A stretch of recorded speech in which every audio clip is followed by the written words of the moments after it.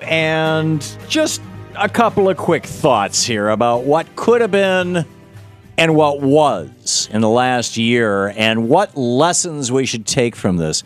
Senator Sanders was just on, and he was talking about how the Republican Party is basically wholly owned by very rich conservatives and corporate interests. And yeah, there's some very, very wealthy progressives, too. God bless them. But they, by and large, are working for the benefit of all of us, of society, whereas the very rich conservatives seem to be working exclusively for the interests of very wealthy conservatives. And so, I mean, just consider some of these things. Okay, the first, KP put together a list. Apparently, it originated, or parts of it originated over at the Huffington Post. But this was a list that was published on Democratic Underground last Friday, yesterday. And John Boehner had said, as you recall, 2 years ago, in 2010, when the Republicans took control of the House of Representatives, that they were going to be focused like a laser on jobs. So what'd they do? What did the Republicans who control the House of Representatives? You can't bring up a piece of legislation without them.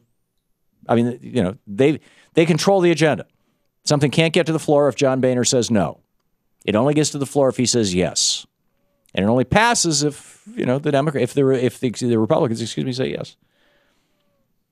So the House of Representatives passed 46 bills on abortion, 113 bills on religion.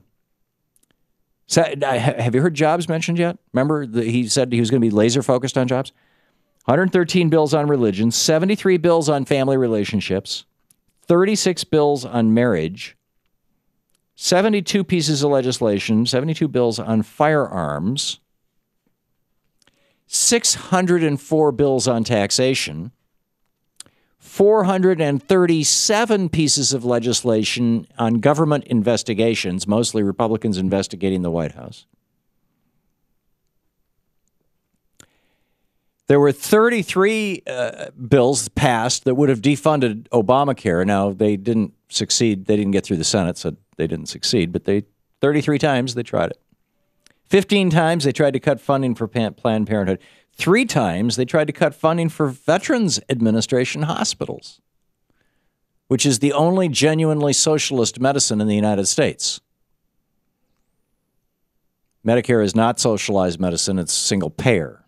The Veterans Administration, because, Medicare actually pays third parties.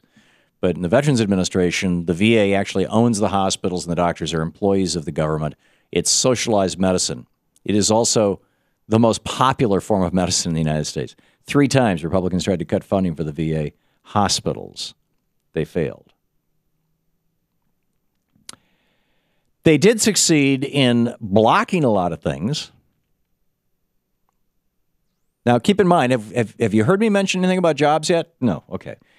There was a bill to aid small businesses. They blocked that. It's introduced by Democrats. There was a bill to extend unemployment benefits for 99 weeks. They blocked that. They blocked bank reform bills. A lot, some of these were in the Senate, actually, some of these blocks, but most in the House. They blocked campaign finance reform and an open contributions law. There were multiple job bills, numerous job bills that were blocked by Republicans in the House of Representatives and Republicans using the filibuster in the Senate. There was a major infrastructure bill that was blocked. They blocked ending tax breaks for companies that outsource jobs. They blocked reform of Wall Street.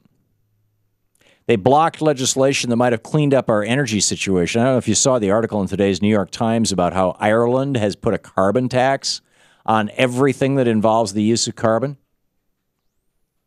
And the consequence of that is that their homegrown wind industry has just exploded. Their carbon footprint has shrunk. That basically nobody has been hurt by this. And the country is far less dependent on foreign oil than they used to be. So what about, really poor people who have to drive to work? They give them actually credits for that. They give tax credits to them for that to make up for the difference. So carbon tax is working great in Ireland. Now, we can't have something like that here. In fact, the oil spill liability cap, we were going to increase that. In other words, make oil companies, right now, if they create, an oil spill that does a lot of damage, after a certain point, you and I pick up the bill. And we were going to raise that cap, that limit. No, not so much. The Republicans wouldn't do that. There was a mine safety bill. After all those miners died, no, the Republicans blocked that. There was a bill that would have lowered the tax breaks that the oil companies get. Not done away with them, just lowered them. No, they blocked that. And there was a bill to impose charging, which they blocked, to charge American oil companies on oil taken out of the Gulf of Mexico. In other words, you're going to, put at risk this environmentally sensitive area. We're going to set aside some money to protect it or remediate it. No, sorry. The number of true job bills that were allowed to come to the floor of the House of Representatives for a vote in the last 2 years that the Republicans have run the House of Representatives? Zero. Not one. Now, during the 2 years that the Democrats ran the House of Representatives, before the Republicans took control, they passed, and then they got past the Senate, the largest middle-class tax cut in history, a bill to save Chrysler, a bill to save GM. They turned 800,000 monthly job losses into gains. They increased education spending. They cut student loans by billions of dollars, although they're still way too high, too much. They strengthened hate crime laws. They expanded the Affordable Care Act, or they passed it, actually. They expanded the CHIPS program, Children's Health Insurance Program. They expanded enforcement of child labor laws. They did reform Wall Street. It was called Dodd-Frank. They did reform credit card practices. It was a piece of it. They stopped predatory lending to soldiers, made it illegal. This is when the Democrats were in control, the 2 years before that. This is 4 years ago. Troops got paid for stop-loss time. Bush was sending them off to war and not paying them. Can you believe that? They stopped torture. They actually increased spending on the Veterans Administration, which presumably is why in the following 2 years, in the last 2 years, the Republicans tried to cut it back. They changed the law so that women could serve on submarines and also so that women get equal pay with men. They passed a nuclear arms reduction plan and a nuclear waste disposal plan for those arms, or a disposal of the nuclear, not the waste, as they take these weapons apart, disposing of the pieces so that they can't be used to rebuild nukes. They strengthened the EPA, the Environmental Protection Agency. They broadened the powers of the Food and Drug Administration. They funded, finally, 10 years after 9/11, the Democrats funded the 9/11 responders health care program. And they repealed Don't Ask, Don't Tell. Democrats in charge, a lot got done. Republicans in charge, not so much.